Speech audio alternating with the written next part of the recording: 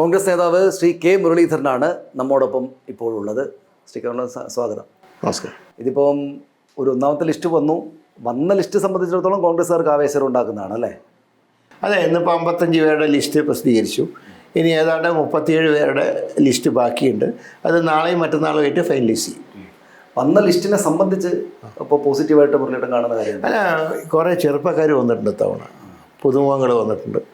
അവരൊക്കെ ആ കോൺസ്റ്റിറ്റ്യുവൻസി ആയിട്ട് ബന്ധമുള്ള ആൾക്കാർ തന്നെയാണ് വന്നിട്ടുള്ളത്. അതുകൊണ്ട് തന്നെ കാരണം കഴിഞ്ഞ തവണ ഒരു അബദ്ധം പറ്റിയത് കുറേ ചെറുപ്പക്കാർ വന്നെങ്കിലും അവർക്കൊന്നും ഫീൽഡുമായിട്ട് അത്രയധികം ബന്ധങ്ങൾ ഉണ്ടായിരുന്നില്ല. ഇത്തവണ എങ്ങനെയല്ല, ഇത്തവണ ആ പ്രദേശത്തൊക്കെ ആയിട്ട് ബന്ധമുള്ളവരെ തന്നെയാണ് സ്ഥാനാർത്ഥികളായി നിർത്തിയിട്ടുള്ളത്. അതുകൊണ്ട് തന്നെ അത് നല്ലൊരു ഇമ്പാക്റ്റ് ഉണ്ടാക്കും. ഇപ്പോൾ വന്ന ലിസ്റ്റ് അങ്ങനെയാണെങ്കിലും ഇപ്പോൾ വരാത്ത ലിസ്റ്റ് വലിയ ചർച്ചയല്ലേ? എന്തുകൊണ്ടാണ്? അല്ല, ഞാൻ പറയാം, ഇതിപ്പോൾ വലിയ അത്ഭുതമൊന്നുമല്ല.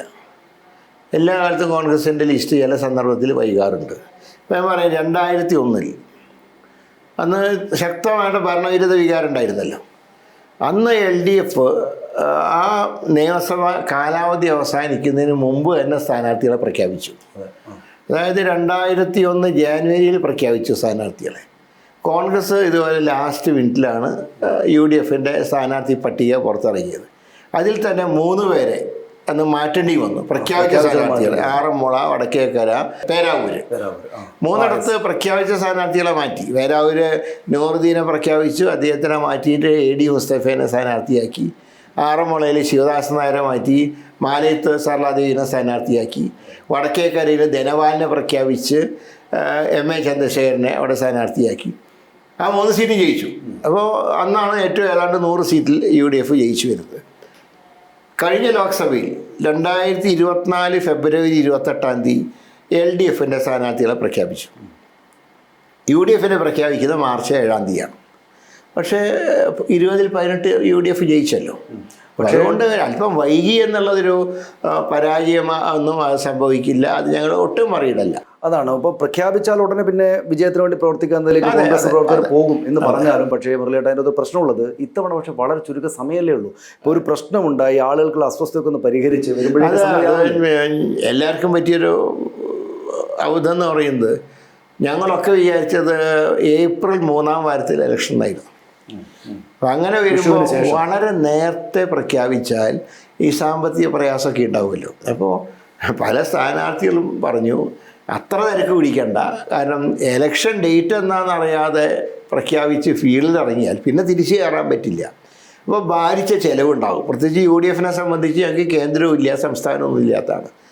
ഞങ്ങൾക്ക് ചിലവ് ഏറ്റവും കൂടുതൽ പ്രയാസപ്പെടുക ഞങ്ങളാണ്. അങ്ങനെയൊക്കെ ഒരു ധാരണ ഞങ്ങൾക്കൊക്കെ ഉണ്ടായി. പക്ഷേ ഞാൻ തന്നെ കഴിഞ്ഞ അത്ഭുതപ്പെട്ടു പോയി. ഏപ്രിൽ 9 ഇലക്ഷൻ പ്രഖ്യാപിച്ചു എന്ന് പറഞ്ഞപ്പോൾ തന്നെ വല്ലാത്തൊരു ഷോക്ക് പോലെയായിപ്പോയി. അതാണ് പെട്ടെന്ന് ഇങ്ങനെ ഡിലേ വരാൻ കാരണം. അല്ലാണ്ട് നേതാക്കന്മാർ അറിഞ്ഞുകൊണ്ട് വരുത്തിയ ഡിലേ അല്ല. പക്ഷേ നേതാക്കന്മാർക്ക് അതൃപ്തി ഉണ്ട് എന്നുള്ളത് വസ്തുതയല്ലേ? ഞാൻ പറയാം, കോൺഗ്രസ് കുറേ കാലങ്ങളായി എടുക്കുന്ന തീരുമാനം MP മാർ മത്സരിക്കേണ്ടതാണ് അസംബ്ലിയിൽ. ഇപ്പോൾ കഴിഞ്ഞ ഹരിയാനയിൽ ഇതുപോലെ ഉണ്ടായി. ലോക്സഭയിലേക്ക് ജയിച്ച സീനിയറായിട്ടുള്ള ചില നേതാക്കളൊക്കെ അസംബ്ലിയിൽ നിൽക്കാൻ ആഗ്രഹിച്ചു. ഹൈക്കമാൻഡ് പറഞ്ഞോ, അതിൻ്റെ ആവശ്യമില്ല, അവിടെ തന്നെ സഫീഷ്യൻറ്റ് ലീഡേഴ്സ് ഉണ്ട്. ഇത്തവണ ആസാമിൽ മാത്രം ഒരു എക്സംഷൻ കൊടുക്കേണ്ടി വന്നു. കാരണം ആസാമിലൊരു ഹേമന്ത് വിശ്വാസിനെ പോലത്തെ ഒരാൾ കോൺഗ്രസ്സിന് പോയ ആളാണ്. അയാൾ 5 വർഷമായിട്ട് വലിയ തീവ്രവാദിയായിട്ട് അവിടെ ഭരണം നടത്തിക്കൊണ്ടിരിക്കുന്നു. കോൺഗ്രസ്സിനാണെങ്കിൽ അങ്ങനെ ഒരു സീനിയർ ലീഡേഴ്സ് ഇല്ല. അങ്ങനെ വന്നപ്പോഴാണ് ഗൗരവ് ഗോയനെ അവിടെ PCC പ്രസിഡൻ്റാക്കി വെച്ച് എക്സംഷൻ കൊടുത്ത് ഇത്തവണ അസംബ്ലിയിലേക്ക് മത്സരിക്കുന്നത്. പക്ഷേ കേരളത്തിൽ അങ്ങനത്തെ സാഹചര്യമില്ല. പക്ഷെ അത് മനസ്സിലാവുന്നില്ലോ. ഇപ്പോൾ കെ സുധാകരന് ശരിക്കും അതൃപ്തി ഉണ്ട്, അത് പുറത്ത് കാണിക്കുന്നുണ്ടല്ലേ? അല്ല, അതിൽ നമ്മളൊരു കാര്യം മനസ്സിലാക്കേണ്ടത്, അങ്ങനെയാണെങ്കിൽ അവർക്ക് കഴിഞ്ഞ ലോക്സഭാ ഇലക്ഷൻ കാലത്ത് പറയായിരുന്നു ഞങ്ങൾ നിൽക്കുന്നില്ല, ഞങ്ങൾക്ക് അസംബ്ലിയാണ് താല്പര്യം. നമ്മൾ മനസ്സിലാക്കേണ്ടത്, ഇപ്പോൾ ഒരു MLA MP ആയാൽ ഒരിടത്തെ ബൈ ഇലക്ഷൻ വരും, ഒരു MP MLA ആയാൽ 7 ബൈ ഇലക്ഷനാണ്. അതുകൊണ്ടാണ് പറഞ്ഞത് MP മാർ തൽക്കാലം MLA മാരാകണ്ട എന്ന് തീരുമാനിക്കാൻ കാരണം. അത് എല്ലാവരും അംഗീകരിച്ചെടുത്ത തീരുമാനമാണ്. പിന്നെ എന്താണ് ഇങ്ങനെ ഒരു ഇഷ്യൂ വന്നത് എനിക്കറിയില്ല. അതുമായിട്ട് ബന്ധപ്പെട്ട ഒരു ചോദ്യം കൂടെ, അതായത് ഇപ്പോൾ അതിനകത്ത് പക്ഷേ ഒരു മനപ്രയാസം പ്രവർത്തകർക്കും വോട്ടർമാർക്കും വന്ന അത് ബുദ്ധിമുട്ടാവില്ലേ പാർട്ടിക്ക്? കാരണം എന്താണെന്ന് വെച്ചാൽ കെ സുധാകരൻ ഇന്ന് രാവിലെ എന്നെ ക്ഷണിച്ചിട്ടില്ല, നിലയും വിലയും ഇല്ലാണ്ടായില്ലേ എന്ന് സങ്കടം പറയാണ്. കഴിഞ്ഞ ദിവസം മറ്റൊരു സാഹചര്യത്തിലാണ് അദ്ദേഹം കരഞ്ഞ സാഹചര്യം എനിക്കറിയാം. കാരണം മറ്റേ രമേശ് കാപ്പാട് രമേശ് എനിക്കറിയാം. സുധാകരൻ്റെ ശ്രദ്ധ സഹചര്യമായിരുന്നു. മാത്രമല്ല പയ്യാവൂർ പഞ്ചായത്തിലെ അന്നത്തെ ഇഷ്യൂവിൽ ഞങ്ങളൊക്കെ സമരം ചെയ്തപ്പോൾ, ഞങ്ങളൊക്കെ നിരാഹാരം കിടന്നപ്പോൾ ഞങ്ങൾ ശുശ്രൂഷിക്കാൻ വേണ്ടി സുധാകരനെ ഏൽപ്പിച്ച രമേശിനെയായിരുന്നു. അല്ല, അതൊരു വൈകാരിക ബന്ധം. പക്ഷേ അല്ല മുരളിയേട്ടാ, അതിനകത്തുള്ളൊരു പ്രശ്നം ഈ പറഞ്ഞ ഇദ്ദേഹം ഇന്ന് ഈ അതൃപ്തിയും അദ്ദേഹത്തിന്റെ സങ്കടവും അദ്ദേഹം പറഞ്ഞു. അപ്പം ഞാൻ ചോദിക്കുന്നത്, പ്രവർത്തകർക്കുള്ളൊരു മുറിവ് അതുമായി ബന്ധപ്പെട്ട് അദ്ദേഹത്തെ ആദരിക്കുകയും സ്നേഹിക്കുന്ന ആൾക്കിടയിൽ ഉണ്ടായാൽ അതൊരു ക്ഷീണം ഉണ്ടാക്കില്ലേ? അല്ല, ഞാൻ പറയാം. കഴിഞ്ഞ ദിവസം ശ്രീ രാഹുൽ ഗാന്ധി പങ്കെടുത്ത ഈ പുതിയ യാത്രയുടെ സമാപനത്തിൽ സുധാകരൻ ഒരു കാര്യം പ്രസംഗിച്ചിരുന്നു. പിണറായിൻ്റെ നാട്ടുകാരനാണെന്ന് പറയാൻ എനിക്ക് ലജ്ജയുണ്ട്. അങ്ങനെയുള്ളൊരു പിണറായിൻ്റെ മൂന്നാമത് മുഖ്യമന്ത്രിയാക്കാൻ ഒരു കാരണവശാലും സുധാകരനോ കണ്ണൂരെ കോൺഗ്രസ്സുകാരോ തയ്യാറാവില്ല. കാരണം കഴിഞ്ഞ 10 വർഷം എന്നല്ല, അവിടെയൊക്കെ വർഷങ്ങളായി CPM-ൻ്റെ കൊലക്കത്തി രാഷ്ട്രീയത്തിൽ ഇരയായവരാണ് അവിടുത്തെ കോൺഗ്രസ്സുകാരുടെ ഇന്നത്തെ തലമുറ എന്ന് പറയുന്നത്. അവരൊക്കെ ഒരു കോൺഗ്രസ്സുകാരുടെ വീട്ടിൽ മാർക്സിസ്റ്റുകാരൻ കൊല്ലാത്ത ഒരു കോൺഗ്രസ് കുടുംബവും കണ്ണൂരില്ല. അങ്ങനെയുള്ള കുടുംബങ്ങൾ, അവർക്ക് സുധാകരനോട് വികാരമുണ്ട്, സ്നേഹമുണ്ട്. അത് കാരണം മറ്റൊന്നുമല്ല, അവരോടൊപ്പം സുധാകരൻ നിന്നിട്ടുണ്ട്. ഇപ്പോൾ വെല്ലുവിളിക്കാനാണെങ്കിലും മറ്റൊരു കൊലക്കത്തിയായിട്ട് പ്രകടനം നടത്തുമ്പോൾ മുമ്പിൽ നിന്ന് ഫൈറ്റ് ചെയ്യാൻ സുധാകരൻ തയ്യാറായിട്ടുണ്ട്. ആ ഒരു വികാരമാണ്. പക്ഷേ അതൊന്നും ഒരു CPM-നെ വിജയിപ്പിക്കാനുള്ള ഒരു രീതിയിലേക്ക് അവരുടെ മനസ്സ് ഒരിക്കലും മാറില്ല. അപ്പോൾ സുധാകരൻ ഇതിന് വഴങ്ങും എന്നാണ് മുരളിയേട്ടൻ? തീർച്ചയായിട്ടും. കാരണം സുധാകരന് ഒരിക്കലും മാർക്സിസ്റ്റ് പാർട്ടിയുടെ സുധാകരൻ ജീവിതത്തിൽ കോംപ്രമൈസ് ചെയ്യില്ല. അക്കാര്യത്തിൽ എനിക്ക് 101% എനിക്ക് ഉറപ്പുണ്ട്. ഇപ്പോൾ അടൂർ പ്രകാശും ഇപ്പോൾ മത്സരിക്കാനുള്ള പേപ്പറുകൾ വരെ നീക്കി തുടങ്ങിയെന്നാണ് പറയുന്നത്. അല്ല, എനിക്കറിയില്ല എന്തിനാണ് നോ ഡ്യൂ സർട്ടിഫിക്കറ്റ് വാങ്ങിയത്, എനിക്കറിയില്ല. മാത്രമല്ല, അദ്ദേഹത്തിൻ്റെ സീറ്റ് എന്ന് പറഞ്ഞാൽ ബ്രിമില ജയിച്ചു കഴിഞ്ഞാണ് ഈ ട്രെൻഡൊക്കെ ഉണ്ടായിട്ട്. 1000-ൽ താഴെ വോട്ടൊരു ലോക്സഭയിലെന്ന് പറഞ്ഞാൽ, ഞാൻ പറയാം, വർക്കല 3-ാം സ്ഥാനത്തായിരുന്നു, ആറ്റിങ്ങൽ 3-ാം സ്ഥാനത്തായിരുന്നു. അതുപോലെ കോൺഗ്രസിൻ്റെ ഏറ്റവും നല്ല വിജയസാധ്യതയുള്ള കാട്ടാക്കടയിൽ 2-ാം സ്ഥാനത്തായിരുന്നു. ഇവിടെയൊക്കെ BJP ആണ് പലയിടത്തും 1-ാം സ്ഥാനത്ത് വന്നത്. അപ്പോൾ പ്രത്യേകിച്ചൊരു ബൈ ഇലക്ഷൻ വരുമ്പോൾ അവിടെ LDF-നെ പോലെ തന്നെ BJP-ക്കും തുല്യ ശക്തിയുള്ള സ്ഥലമാണ്. ഒരു ഉദാഹരണം പറഞ്ഞാൽ, വി മുരളീധരനും ഇതേ 3-ാം സ്ഥാനത്ത് പോയെങ്കിലും 3-ാം സ്ഥാനത്ത് പോയ വി മുരളീധരനും 1-ാം സ്ഥാനത്ത് വന്ന അടൂർ പ്രകാശായിട്ട് 15,000 വോട്ടിൻ്റെ ഡിഫറൻസേ ഉള്ളൂ. അതായത് രാജീവ് ചന്ദ്രശേഖരനും ശശി തരൂരുമായിട്ടുള്ള ഡിഫറൻസ് ഉണ്ടല്ലോ. ശശി തരൂർ 2-ാം സ്ഥാനത്തുള്ള രാജീവ് ചന്ദ്രശേഖരനെ 15,000 വോട്ടിന് തോൽപ്പിച്ചു. ആറ്റിങ്ങൽ അടൂർ പ്രകാശ് 3-ാം സ്ഥാനത്ത് നിൽക്കുന്ന വി മുരളീധരനെ തോൽപ്പിച്ചും 15,000 വോട്ട്. ഏതാണ്ട് ഡിഫറൻസ് 15,000 ഉണ്ട്. അപ്പോൾ അവിടേക്ക് ബൈ ഇലക്ഷൻ വന്നാൽ ഇടതുപക്ഷം മാത്രമല്ല, BJP ഉണ്ട്.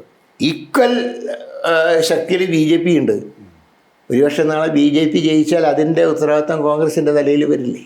ഞാൻ പറയുന്നത് ആറ്റിങ്ങലിൻ്റെ അവസ്ഥ വളരെ ഒരു ഗുരുതരമായിട്ടുള്ള അവസ്ഥയാണ്. പിന്നെ എന്താണ് അങ്ങനത്തെ ഒരു തീരുമാനത്തിലേക്ക് പ്രകാശ് ആഗ്രഹം പ്രകടിപ്പിച്ച് കാണും, അതല്ലാതെ അതിനപ്പുറമൊന്നും പോകുന്ന ഞാൻ പ്രതീക്ഷിക്കുന്നു. ഇതിപ്പോൾ മുരളിയേട്ടാ, പക്ഷേ ഒരു സംശയം നാട്ടുകാർക്കൊക്കെ തോന്നുന്നത്, അതിപ്പോൾ കോൺഗ്രസ്സുകാർക്ക് മാത്രമല്ല, ഇതിപ്പോൾ 2-ാം തവണയാണ് ഇവർ ഭരിക്കുന്നത്. 3-ാം തവണയും വന്നേക്കുമെന്ന പ്രചാരണം വലിയ തോതിലുണ്ട്.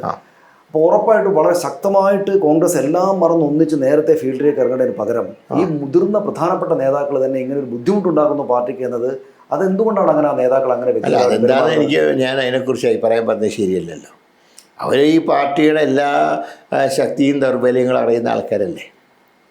അതുകൊണ്ട് തന്നെ അവർ കുറേ കൂടെ ഒരു സമീപനം സ്വീകരിച്ചിരുന്നെങ്കിൽ ഇങ്ങനത്തെ ഒരു വിവാദം നമുക്ക് ഒഴിവാക്കാമായിരുന്നു. പക്ഷേ ഏതായാലും അതൊന്നും ഒരു പരിധിക്കപ്പുറം ഇപ്പോഴും പോയിട്ടില്ല. താങ്കളുടെ കാര്യം പരിശോധിച്ചാൽ താങ്കൾ പാർട്ടി പറയുന്ന സ്ഥലത്ത് പോയിട്ട് മത്സരിക്കും.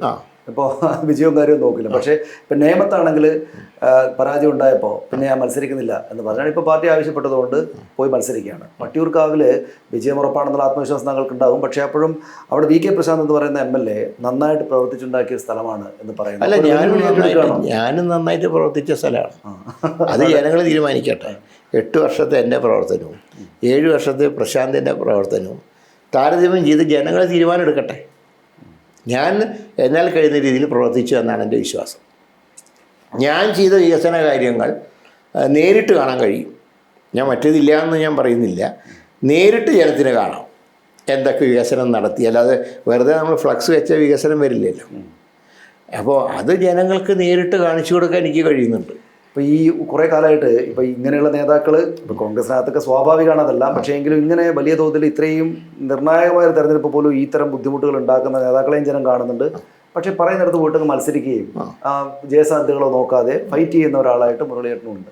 അപ്പോൾ അത് ഞാൻ ചോദിക്കുന്നത് അതെങ്ങനെയാണ് ഈ പോയിട്ടൊക്കെ മത്സരിക്കാൻ? ഇപ്പം നേമത്താണെങ്കിലും പോയി മത്സരിക്കാം, നേമത്തൊരു ബുദ്ധിമുട്ടുണ്ടായിട്ടും പക്ഷേ പാർട്ടി ആവശ്യപ്പെടുമ്പോൾ അപ്പുറത്തേക്ക് പോകാൻ തയ്യാറാകുന്നുണ്ട്. അപ്പോൾ അതെന്താ ഒരു ഞാൻ പറയാം. ഞാൻ അന്ന് നേമത്ത് മത്സരിച്ചതിൻ്റെ കാരണം അന്ന് ഇപ്പോൾ 2016 മുതൽ 2021 വരെയുള്ള നിയമസഭാ രേഖകൾ പരിശോധിച്ചാൽ മുഖ്യമന്ത്രിയുടെ പ്രസംഗം മുഴുവൻ രാജഗോപാലിനെ ജയിപ്പിച്ച കോൺഗ്രസ്സുകാരാണെന്നുള്ള പ്രചരണമായി. അതുകൊണ്ട് 2021 നല്ലൊരു ഫൈറ്റ് പുട്ടപ്പ് ചെയ്യണമെന്ന് പാർട്ടി തീരുമാനിച്ചു.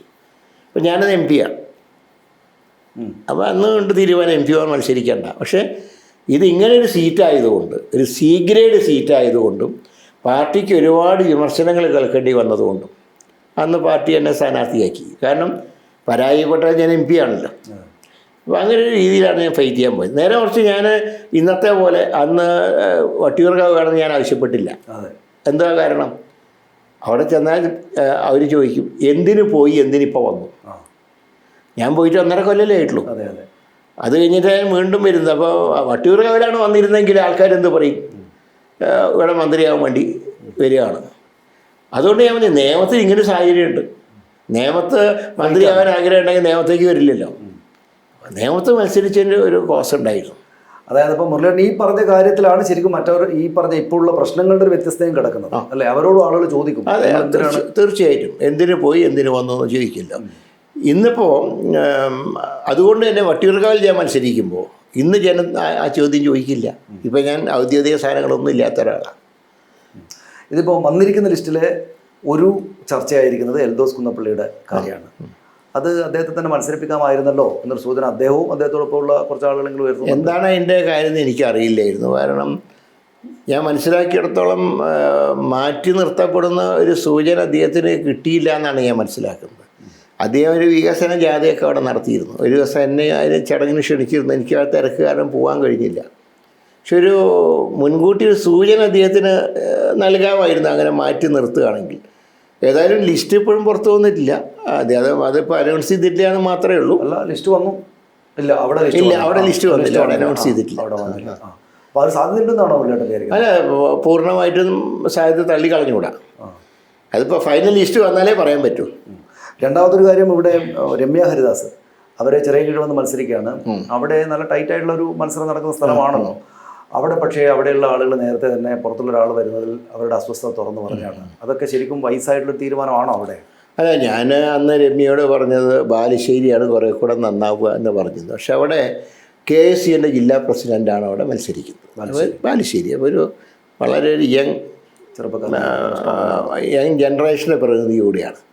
അതുകൊണ്ടാണ് പിന്നെ രമ്യ അങ്ങോട്ട് നോക്കാഞ്ഞത്. കാരണം രമ്യയുടെ വീട് കുന്നമംഗലത്താണ് ശരിക്കും. അതിൻ്റെ തൊട്ടടുത്ത നിയോജകമണ്ഡലമാണ് ബാലുശ്ശേരി. അപ്പോൾ ഞാനന്ന് രമ്യയോട് പറഞ്ഞു മറ്റേ ബാലുശ്ശേരി നോക്കിയാൽ മതി, ഇനി വേറെ വഴിയും പോകണ്ട എന്ന് പറഞ്ഞിരുന്നു. പക്ഷേ അവിടെ KSCക്കാരൻ ഒരാൾ നിൽക്കുന്നതുകൊണ്ട് രമ്യയ്ക്ക് അങ്ങനെ ഒരു ചെറുപ്പക്കാരനെ മാറ്റി അവിടെ ഇടിച്ച് കയറണ്ട എന്നൊരു ഫീലിംഗ് ഉണ്ടായി. പിന്നെ തിരുവനന്തപുരത്ത് നോക്കുമ്പോൾ ഇപ്പോൾ ഈ നോക്കിയിടത്തോളം വനിതാ സ്ഥാനാർത്ഥികളുടെ ഒരു എണ്ണക്കുറവുണ്ട് തിരുവനന്തപുരത്ത്. അതുകൊണ്ടായിരിക്കാം ചിലപ്പോൾ ചെറിയൻകീഴ് അവരെ സ്ഥാനാർത്ഥി അതല്ല ജയിക്കാൻ സാധ്യതയുള്ള സീറ്റാണ് തവണ. കഴിഞ്ഞ പഞ്ചായത്ത് ഇലക്ഷനിൽ ജില്ലാ പഞ്ചായത്തിൻ്റെ കണക്ക് നോക്കിയാൽ അവിടെ UDFനാണ് മുൻതൂക്കം. പ്രാദേശികമായിട്ട് പക്ഷേ ഒരു എതിർപ്പ് അവിടെ ഉണ്ട്. അല്ല, അവർ ഭാവിയിൽ വളർന്നു വരേണ്ട ഒരു നേതാവാണ്. ദളിത് വിഭാഗത്തിൽപ്പെട്ടൊരു കുട്ടി ഇങ്ങനെ വളർന്നു വരുമ്പോൾ നമ്മളതിന് പ്രോത്സാഹനം കൊടുക്കണം. അതുകൊണ്ടാണ് അവരെ ചെറിയൻകീഴ് നിർത്താനുള്ള ഒരു സാഹചര്യം ഉണ്ടായത്. ഇപ്പോൾ അക്കാര്യം പറഞ്ഞപ്പോഴാണ് മറ്റൊരു പ്രശ്നമുള്ളത് സണ്ണി കബിക്കാടിൻ്റെ ഇഷ്യൂ ആണ്. സണ്ണി കബിക്കാടിന് അദ്ദേഹം തന്നെ ഇപ്പോൾ ഞങ്ങളോട് പറഞ്ഞത് BD സൈസിന് ഉറപ്പ് നൽകിയിരുന്നു, സീറ്റ് വാഗ്ദാനം ചെയ്തിരുന്നു, പിന്നെ എങ്ങനെ മാറി എന്ന് അദ്ദേഹം പറയണം. അല്ല, അത് അദ്ദേഹത്തിനെ സ്ഥാനാർത്ഥിയാക്കുന്നതിൽ വലിയ എതിർപ്പുണ്ടായിരുന്നു. പലരും എൻ്റെ അടുത്ത് നിവേദനമായിട്ട് വന്നിരുന്നു. അദ്ദേഹം ഗാന്ധിജീനെ പോലും വിമർശിച്ചിട്ടുള്ള ആളാന്നൊക്കെ പറഞ്ഞിരുന്നു. ഒരുപക്ഷെ വിവാദം വേണ്ടാന്ന് വിചാരിച്ചിട്ടായിരിക്കാം ഇങ്ങനെ തീരുമാനത്തിലേക്ക് എത്തിയത്. പക്ഷേ ഇതുപോലൊരു തെരഞ്ഞെടുപ്പിൽ മുരളിയേട്ടൻ അങ്ങനെ ഉണ്ടായിരുന്നെങ്കിൽ ഇപ്പോൾ അദ്ദേഹത്തെ പോലെ മറ്റൊരു സ്പെക്ട്രത്തിൽ നിന്ന് വരുന്ന ഒരാളെ ഇപ്പോൾ സാംസ്കാരിക മേഖലയിലൊക്കെ വലിയൊരുതുള്ള പ്രത്യേകിച്ചും ഈ ഒരു ദളിത് ചിന്തകനും കൂടിയാണല്ലോ, വലിയൊരു ആ ഭാഗത്ത് ഉയർന്നു വന്നൊരു വലിയൊരാളാണ്. അപ്പോൾ അദ്ദേഹത്തെ അങ്ങനെ ഒരു ബുദ്ധിമുട്ടിലേക്ക് കൊണ്ടുപോകാതിരിക്കാൻ വിധം നേരത്തെ ഒരു വാഗ്ദാനം നൽകാതിരിക്കാമായിരുന്നല്ലോ. അതെന്താണെന്ന് എനിക്ക് സത്യത്തിൽ അറിയില്ല. അദ്ദേഹത്തിൻ്റെ പേര് പത്രങ്ങളിൽ വന്ന ഉടനെ തന്നെ വൈക്കത്തുള്ള കോൺഗ്രസ്സുകാർ എൻ്റെ അടുത്ത് വന്നിരുന്നു. കാരണം ഞാൻ ഒരുപാട് വൈക്കത്തുള്ള കോൺഗ്രസ്സുമായിട്ട് ബന്ധമുള്ള ഒരാളാണ്. ഞങ്ങൾക്ക് ഒരുപാട് പരിപാടിയിൽ അവിടെ പങ്കെടുക്കാൻ പോയിട്ടൊക്കെ ഉണ്ട്. അപ്പോൾ അതുകൊണ്ട് അവർ പറഞ്ഞു അദ്ദേഹത്തിനെ സ്ഥാനാർത്ഥിയാക്കാൻ. അദ്ദേഹം ഗാന്ധിജിയെ പോലും വിമർശിച്ച ആളാണ്, യുവതീ പ്രവേശനത്തിന് പരസ്യമായിട്ട് അനുകൂലിച്ച ആളാണ് എന്നൊക്കെ പറഞ്ഞു. അവർ എനിക്കറിയില്ല അദ്ദേഹത്തിന് അങ്ങനെ വാക്ക് കൊടുത്തോന്ന് എനിക്കറിയില്ല. ഏതായാലും ഞാൻ ആ കാര്യം നേതാക്കളുടെ ശ്രദ്ധയിൽപ്പെടുത്തി. ഇങ്ങനെ ആശയം അദ്ദേഹത്തിനെ കുറിച്ച് വന്നിട്ടുണ്ട്, എന്നാൽ തീരുമാനം എടുക്കേണ്ടത് നിങ്ങളാണ്, ഞാൻ അഭിപ്രായം പറയില്ല എന്ന് പറഞ്ഞു. ഒരുപക്ഷെ അതൊക്കെ കൊണ്ടായിരിക്കാം ചിലപ്പോൾ ഞാൻ ചോദിക്കുന്നത്, ഇപ്പോൾ VD സതീശന് ഇപ്പോൾ നേരത്തെ മുൻകൂറായി തീരുമാനമെടുത്തിട്ട് ഇങ്ങനെ ചെയ്യാം എന്ന് ഒരു കൂട്ടായ നേതൃത്വത്തോടുള്ള സമ്മതം എടുക്കാതെ ചില ആൾക്ക് ഇങ്ങനെ വാഗ്ദാനം കൊടുത്തൊരു പ്രശ്നം കൂടിയല്ലേ? എന്താണ് അതിൻ്റെ, എനിക്ക് പത്രത്തിൽ പേര് കണ്ടതുള്ള യാഥാർത്ഥ്യമാണ്, അതിന് ശക്തമായിട്ട് എതിർപ്പുണ്ടായി എന്നുള്ള യാഥാർത്ഥ്യമാണ്. പക്ഷേ അങ്ങനെ വാക്ക് കൊടുത്തിരുന്നത് എനിക്കറിയില്ല. അദ്ദേഹം പറഞ്ഞാണത്. നമുക്ക് പൊതുകാര്യത്തിലേക്ക് വന്നു കഴിഞ്ഞാൽ ഇപ്പം നമ്മളിപ്പോഴും കാണുന്നൊരു അന്തരീക്ഷം, ഒന്ന് PRDയുടെ ഒക്കെ പരസ്യമൊക്കെ വന്നു, അങ്ങനെ വലുതായിട്ട് പരസ്യമൊക്കെ ഉള്ളത് കൊണ്ടും വലിയ ആത്മവിശ്വാസത്തിലാണ് LDF. അല്ല, അത് ഞാൻ പറയാം. പരസ്യത്തിൻ്റെ ഒരു ദിവസം കൗമുദി പത്രത്തിൽ 2ാം പേജിൽ വാർത്ത വന്നു, പരസ്യം 10 വർഷം പവർ കട്ടില്ലാത്ത വർഷങ്ങൾ. അതിൻ്റെ ഏറ്റവും ഫ്രണ്ട് പേജിൽ യാഥാർത്ഥ്യം ഉണ്ടായിരുന്നു, പവർ കട്ട് കേരളത്തിൽ വരാൻ പോകുന്നു, മഴ വേണ്ടത്ര മഴ ലഭിക്കാത്തതുകൊണ്ട് വെള്ളത്തിൻ്റെ ക്ഷാമമുണ്ട്, അതുകൊണ്ട് ദിവസം 1 മണിക്കൂർ, അരമണിക്കൂർ വീതം ദിവസം 1 മണിക്കൂർ പവർ കട്ട്. ഇപ്പോൾ ജനം രണ്ടും വഹിക്കുകയാണല്ലോ. 2ാം പേജിൽ സർക്കാർ കൊടുത്ത പരസ്യം, 1ാം പേജിൽ യഥാർത്ഥ വാർത്ത. അപ്പം ഞാൻ ചോദിക്കുന്നത്, ഇപ്പോൾ ഈ 3ാം സർക്കാർ കിട്ടുന്നുള്ള നല്ല പ്രതീക്ഷയോടെയാണ് അവർ പോകുന്നത്. അവർക്കതിന് സീറ്റ് കണക്കുകൾ തന്നെയുണ്ട്. അപ്പോൾ VS അച്യുതാനന്ദൻ്റെ 1ാം സർക്കാർ തൊട്ട് ഇങ്ങോട്ട് വന്നാൽ UDFന് കിട്ടിയ സീറ്റുകൾ, ഇപ്പോൾ ഉമ്മൻചാണ്ടി സർക്കാർ വരുമ്പോൾ 2 സീറ്റ് വ്യത്യാസമില്ല. അപ്പം വലിയ ആ സീറ്റ് നമ്പറിനെ മറിച്ചിടാൻ മാത്രം UDFൻ്റെ കൈവശം ഇല്ല, ഒന്നും കരുതില്ല. അതിൽ പറഞ്ഞിട്ട് കാര്യമില്ല. അതിൽ ജനങ്ങളുടെ ഒരു ഇതാണല്ലോ പ്രധാനം. അപ്പം ഞാൻ പറയാം, പത്തനംതിട്ട, കോട്ടയം, ഇടുക്കി തുടങ്ങിയ ജില്ലകൾ കഴിഞ്ഞ ലോക്കൽ ബോഡിയിൽ കംപ്ലീറ്റ് UDFൻ്റെ കൂടെ വന്നു. പറയുമ്പോൾ കേരള കോൺഗ്രസ് മാണി വിഭാഗത്തിന് ഏറ്റവും ശക്തിയുള്ള ജില്ലകളാണത്. കഴിഞ്ഞ 2020-ലും 2021-ലൊക്കെ UDFന് തിരിച്ചടി ഉണ്ടായപ്പോൾ എല്ലാവരും പറഞ്ഞു കേരള കോൺഗ്രസ് അപ്പുറത്ത് പോകേണ്ടതാണ്. പക്ഷേ അവിടെ കേരള കോൺഗ്രസ് മറുഭാഗത്ത് നിൽക്കുമ്പോൾ നല്ല വിജയം ഉണ്ടായി. പത്തനംതിട്ട ജില്ലാ പഞ്ചായത്ത് ജയിച്ചു, മുനിസിപ്പാലിറ്റികൾ ജയിച്ചു. ഇതുതന്നെയാണ് കോട്ടയത്തിൻ്റെ അവസ്ഥ, ഇതുതന്നെയാണ് ഇടുക്കിയുടെ അവസ്ഥ. അപ്പം അതുകൊണ്ട് തന്നെ നല്ലൊരു വിജയം ഈ ജില്ലകളിലുണ്ടാകും. ഇതിനകത്ത് മറ്റൊരു കാര്യമുള്ളത്, ഇപ്പം അമ്പലപ്പുഴയിൽ G. സുധാകരൻ, പയ്യന്നൂർ തളിപ്പറമ്പിൽ ഇദ്ദേഹം TK ഗോവിന്ദൻ, A. സുരേഷിനെ കോൺഗ്രസിലേക്ക് തന്നെ എടുത്തിട്ട് സ്ഥാനാർത്ഥിയാക്കിയിരിക്കുകയാണ്. ഐഷ പോറ്റി കൊട്ടാരക്കരയിൽ. ഇത്രയും ആളുകളുണ്ടല്ലോ. പിന്നെ യഥാർത്ഥത്തിൽ ഇതുപോലെ ഇത്രയും 10 കൊല്ലം അധികാരമില്ലാത്തൊരു കോൺഗ്രസിനൊപ്പം നിന്ന് വളരെ കഠിനമായിട്ട് പ്രവർത്തിച്ച കുറേ ആളുകളെങ്കിലും ഒഴിവാക്കിയിട്ടായിരിക്കുമല്ലോ സ്വാഭാവികമായിട്ട് ഇവരെ അപ്പുറത്തുനിന്ന് അധികാര പദവിയിൽ നിന്ന് വന്ന ആളുകൾക്ക് സീറ്റ് കൊടുക്കാൻ പറ്റിയിട്ടുണ്ടാകും. അതിനകത്ത് അനീതി വരില്ല. അല്ല, ഞാൻ പറയാം. ഇപ്പോൾ തളിപ്പറമ്പ് സീറ്റ് UDFന് വലിയ പ്രതീക്ഷയൊന്നും ഇല്ലാത്തൊരു സീറ്റാണ്. എന്നാൽ മോശം സീറ്റുമല്ല, ലോക്സഭയിലേക്ക് ലീഡ് ചെയ്തിട്ടുണ്ട്. ഒരു ആദർശത്തിൻ്റെ പേരിൽ ആ പാർട്ടിയിൽ നിന്ന് വരുന്ന ഒരാൾ മത്സരിക്കുമ്പോൾ ഞങ്ങൾ സ്വാഭാവികമായിട്ട് ഞങ്ങൾ പിന്തുണ കൊടുത്തു. G. സുധാകരനെ പോലത്തെ ഒരാൾ ഇറങ്ങി വരുമ്പോൾ, അത് പ്രഖ്യാപിക്കുമ്പോൾ അത് വേണ്ട എന്ന് നമുക്ക് പറയാൻ കഴിയും. കാരണം അമ്പലപ്പുഴയിൽ അദ്ദേഹം ആലപ്പുഴ ജില്ലയിൽ അദ്ദേഹം ഒരു പ്രധാന ഘടകമാണ്, ഒരു ബേസുള്ള ആളാണ്. അതുകൊണ്ട് അദ്ദേഹത്തിനെ സ്വീകരിച്ചു. അതേ സമയത്ത് നാട്ടികയിൽ CC മൂന്നൻ വന്നപ്പോൾ ഞങ്ങൾ സ്വീകരിക്കാതിരുന്ന എന്താ, അദ്ദേഹത്തിന് പാർട്ടി സീറ്റ് കൊടുത്തില്ല, ഉടനെ ഇങ്ങോട്ട് വന്നു. അതിന് അങ്ങനെ യോജിക്കാൻ കഴിഞ്ഞില്ല. അങ്ങനെ പ്രാദേശിക കടക്കാർ പറഞ്ഞത് വേണ്ട. പിന്നെ മലമ്പുഴ 2 ഇലക്ഷനിൽ കോൺഗ്രസ് 3ാം സ്ഥാനത്ത് നിൽക്കുന്ന ഒരു സീറ്റിലാണ് സുരേഷ് വന്നത്. അതല്ലാതെ പാലക്കാടല്ലല്ലോ സുരേഷ് മത്സരിച്ചത്. പാലക്കാടാണെങ്കിൽ ശരി UDFൻ്റെ ഉറച്ച സീറ്റാണ്, അവിടെയല്ലല്ലോ സുരേഷ് വന്നേ. അപ്പോൾ വിജയസാധ്യതയാണ് നോക്കിയത്, അല്ലാതെ അവിടുന്ന് ആൾ വരുന്ന ആളെ വിജയസാധ്യത കൂടെ നോക്കിയിട്ടാണ് ഞങ്ങൾ സ്ഥാനാർത്ഥികളെ നിശ്ചയിച്ചത്. അപ്പോൾ പാലക്കാട് രമേഷ് പിഷാരടിയാണല്ലോ. പാലക്കാട് പക്ഷേ ശോഭാ സുരേന്ദ്രൻ അവിടെ വളരെ ശക്തിയായുള്ള നേതാവാണ്, സ്ഥാനാർത്ഥിയാണെന്ന് എല്ലാവരും പറയുന്നു. അപ്പുറത്ത് ആളുകൾ വരും. അപ്പോൾ അവിടെ യഥാർത്ഥത്തിൽ ഒരു പൊളിറ്റിക്കൽ ഫൈറ്റ് നടന്നതായിരുന്നില്ലേ നന്നായി? ഞാൻ പറയാം, ഈ സാധാരണ രീതിയിൽ കലാകാരന്മാർ, സാഹിത്യകാരന്മാർ ഇവരൊക്കെ ഒരു ഇടതുപക്ഷ ചിന്താഗതിക്കാരാണ്. അതിൽ നിന്നും തികച്ചും വ്യത്യസ്തമായിട്ടാണ് രമേശ് പിഷാരടി ഒരു പ്രോ കോൺഗ്രസ്. അതെപ്പോഴാണ്? കോൺഗ്രസ് പ്രതിപക്ഷത്ത് പോയപ്പോൾ. കഴിഞ്ഞ 10 വർഷവും കോൺഗ്രസിനോടൊപ്പം നിന്ന് അദ്ദേഹം പ്രവർത്തിച്ചിട്ടുണ്ട്. മാത്രമല്ല അദ്ദേഹം ഒരിക്കലും ഒരു പ്രസ്താവനകൾ കൊണ്ടൊന്നും പാർട്ടിക്ക് ക്ഷീണം ഉണ്ടാക്കിയിട്ടില്ല. സാധാരണ ഈ സെലിബ്രിറ്റീസ് ഈ രാഷ്ട്രീയ പ്രവർത്തനം നടത്തുമ്പോൾ ഞാൻ കണ്ട ഒരു ന്യൂനത, അവർക്ക് അവരേത് പാർട്ടിയിലാണോ പ്രവർത്തിക്കുന്നത് ആ പാർട്ടി അണികളുമായിട്ട് ബന്ധം ഉണ്ടാവില്ല.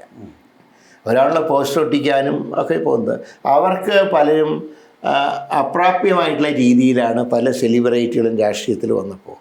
എന്നാൽ രമേശ് പിഷാരടി അങ്ങനെയായിരുന്നില്ല.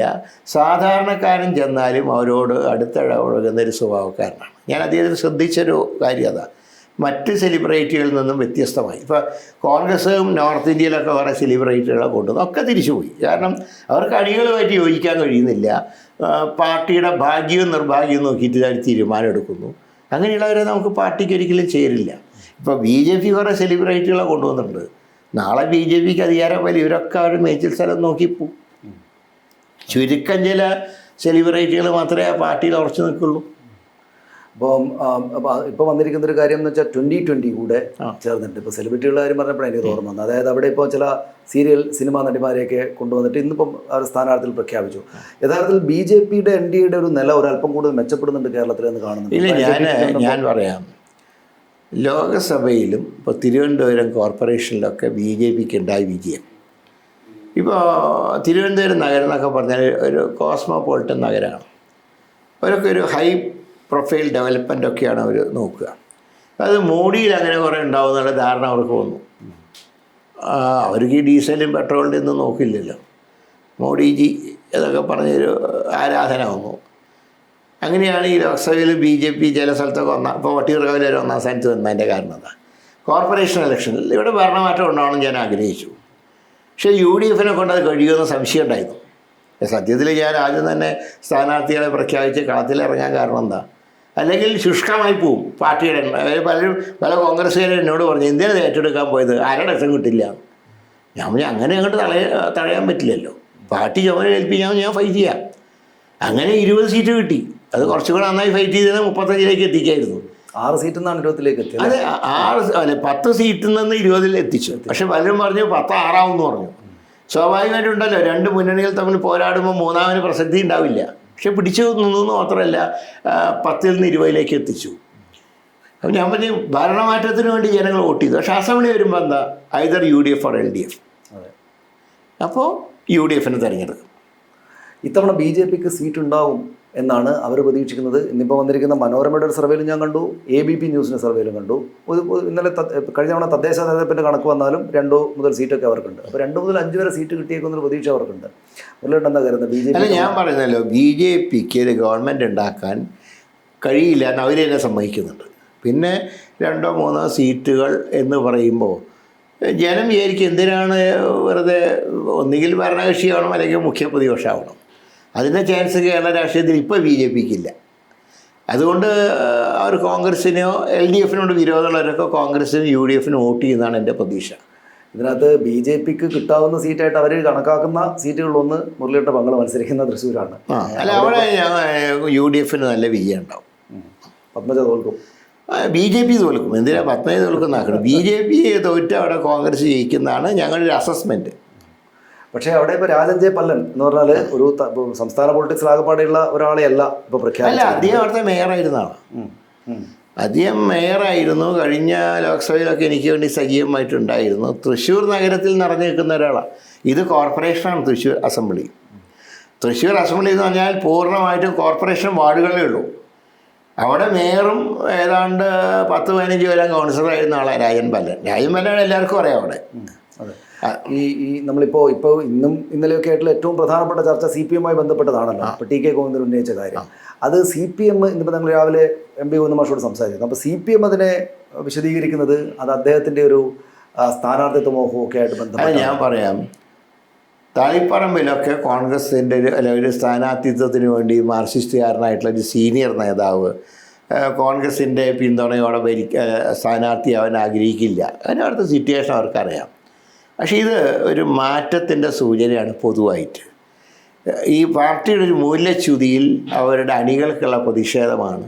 ഇപ്പോൾ കുഞ്ഞികൃഷ്ണനിലൂടെ ആണെങ്കിലും അതുപോലെ തന്നെ ടി.കെ. ഗോവിന്ദനിലൂടെ ആണെങ്കിലും പുറത്തു വന്നത്.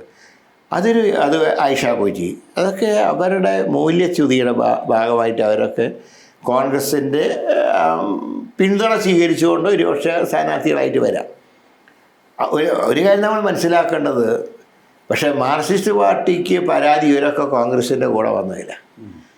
അവരുടെ 15 കൊല്ലം MLA രാജേന്ദ്രൻ BJP-യിലേക്ക് പോയി. അവരത് അറിഞ്ഞ മട്ട് അടിക്കുന്നില്ല. ആകെ MM മണി മാത്രം എല്ലാവരും ചീത്ത വിളിക്കുന്ന കൂട്ടത്തിൽ ഒന്ന് രാജേന്ദ്രനെ ചീത്ത വിളിച്ചെന്നുള്ള ഒഴിച്ചാൽ അവരുടെ സൈബർ പോരാളികളോ ആരും തന്നെ അത് അറിഞ്ഞ ഭാവം നടിക്കുന്നില്ല. ഇതിലിപ്പോൾ തളിപ്പറമ്പിലെ വിഷയത്തിൽ ഇപ്പം ഗോവിന്ദൻ മാഷ്ട ഭാര്യയാണ് മാത്രമല്ല, അദ്ദേഹത്തെ അവരെ കാണേണ്ടത് അവർ SFI കാലം മുതൽ തന്നെ നേതാവായിരുന്നു എന്നാണ് അതിനുള്ള വിശദീകരണമായിട്ട് ഗോവിന്ദൻ മാഷ്ട തൊട്ട് എല്ലാ പാർട്ടി നേതാക്കളും പ്രവർത്തകരും പറയുന്നത്. അതൊരു വസ്തുതയല്ലേ? അല്ല, ഞാൻ മുതലേ അല്ല, അവിടെ ഭൂരിപക്ഷ ആൾക്കാരും അവരുടെ സുകന്യയുടെ പേരാണ് പറഞ്ഞത്. പക്ഷേ അത് ഗോവിന്ദൻ മാഷ് എന്നെ അതിൽ താല്പര്യമെടുത്ത് ഭാര്യനെ ആക്കിയതാണ് ഒരു പരാതി വന്നിട്ടുള്ളത്. അതുകൊണ്ടാണല്ലോ ടി.കെ. ഗോവിന്ദൻ അതുകൊണ്ടാണല്ലോ പാർട്ടി വിട്ടുപോയത്. അപ്പോൾ ഇത് ഈ CPM-നെതിരായിട്ട് അവരുടെ അണികൾക്കകത്ത് തന്നെ ഒരു അതൃപ്തി ഉണ്ട് എന്നാണോ കോൺഗ്രസ് കണക്കാക്കുന്നത്? തീർച്ചയായും അവരുടെ അണികൾക്ക് നല്ല അസംതൃപ്തിയുള്ള എന്ന് ഞാൻ പറയാൻ കാരണം, ഇപ്പോൾ കുഞ്ഞികൃഷ്ണ പുറത്താക്കിയല്ലോ, അദ്ദേഹത്തിൻ്റെ പുസ്തക പ്രകാശനം നടന്നു. എല്ലാ സ്ഥലത്തും മാർക്സിസ്റ്റ് പാർട്ടി ഡയറക്ഷൻ കൊടുത്തു. ആരും ആ പ്രദേശത്ത് വരാൻ പാടില്ല. നല്ല ജനക്കൂട്ടമുണ്ടായില്ലേ, അതൊക്കെ CPM-മാരായിരുന്നു. പിന്നെ ഇത് റിപ്പോർട്ട് ചെയ്യാൻ, കുഞ്ഞികൃഷ്ണ പുറത്താക്കിയത് റിപ്പോർട്ട് ചെയ്യാനുള്ള ബ്രാഞ്ച് യോഗം ടോട്ടൽ ബോയ്ക്കോട്ടായിരുന്നു. അപ്പോൾ ഇതിൽ നിന്നും പ്രവർത്തകർ ഇന്നത്തെ പോക്കിൽ അസംതൃപ്തരാണ്. ഇതിപ്പോൾ നമ്മൾ കോൺഗ്രസിലേക്ക് കാര്യത്തിൽ വന്നാൽ ഇപ്പോൾ എന്തായാലും വിജയിക്കും, സർക്കാർ ഉണ്ടാക്കും എന്ന പ്രതീക്ഷയാണല്ലോ ഉള്ളത്. അപ്പോൾ ആ ഒരു ആത്മവിശ്വാസം കൊണ്ടുകൂടെയാണ് MP-മാർ മത്സരിക്കണം എന്ന് വിചാരിക്കുന്ന ആളുകളുണ്ട്. അപ്പോൾ വന്നാൽ പക്ഷേ ആരായിരിക്കും മുഖ്യമന്ത്രി എന്ന ചോദ്യം. അല്ല, അത് MLA-മാരുടെ ഭൂരിപക്ഷം നോക്കി പാർട്ടി തീരുമാനം. അതിപ്പോൾ രമേശ് ചെന്നിത്തല ഇന്ന് പിന്നെ വണ്ടിയിൽ ഇരുന്നിട്ട് MLA-മാരെ കൂടുതലെന്ന് പറയുന്നുണ്ടായിരുന്നു. MLA-മാർ കൂടുതലുണ്ടെങ്കിലും ഇല്ലെങ്കിലും ഇതൊക്കെ ഹൈക്കമാൻഡാണ് തീരുമാനിക്കുക. പക്ഷേ MLA-മാരെയും കൺസിഡർ ചെയ്യും, MLA-മാരുടെ അഭിപ്രായം ചോദിക്കും. ഇപ്പം ഞാൻ തെലങ്കാനയുടെ നിരീക്ഷകനായി പങ്കെടുത്ത ആളാണ്. ഞങ്ങൾ MLA-മാരെ വിളിച്ച് അഭിപ്രായം ചോദിച്ചു. അന്ന് 67 പേര് ജയിച്ചതിൽ 47 പേരും രേവന്ത് റെഡ്ഡിയുടെ കൂടെയാണ്. ബാക്കിയുള്ളവർക്കൊന്നും ഒരു സഫീഷ്യൻ്റ് വോട്ട് കിട്ടിയില്ല. അങ്ങനെയാണ് രേവന്ത് റെഡ്ഡി മുഖ്യമന്ത്രിയാവുന്നത്. കർണാടകത്തിൽ അങ്ങനെ തന്നെയായിരുന്നു. സിദ്ധരാമയ്യയും DK ശിവകുമാറും വന്നപ്പോൾ MLA-മാരിൽ അല്പം മുൻതൂക്കം സിദ്ധരാമയ്യയ്ക്ക് ഉണ്ടായിരുന്നു. അണികളുടെ കാര്യത്തിൽ രണ്ടുപേരും ഈക്വലാണ്.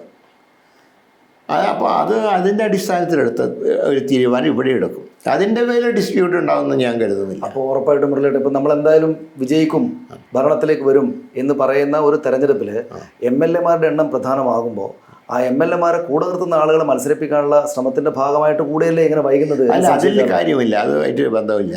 ഒന്നിൽ കൂടുതൽ ആളുകൾ ഒരു സീറ്റിന് വേണ്ടി നിൽക്കുമ്പോൾ അവർ സമന്വയിപ്പിച്ച് വേണം തീരുമാനമെടുക്കാൻ.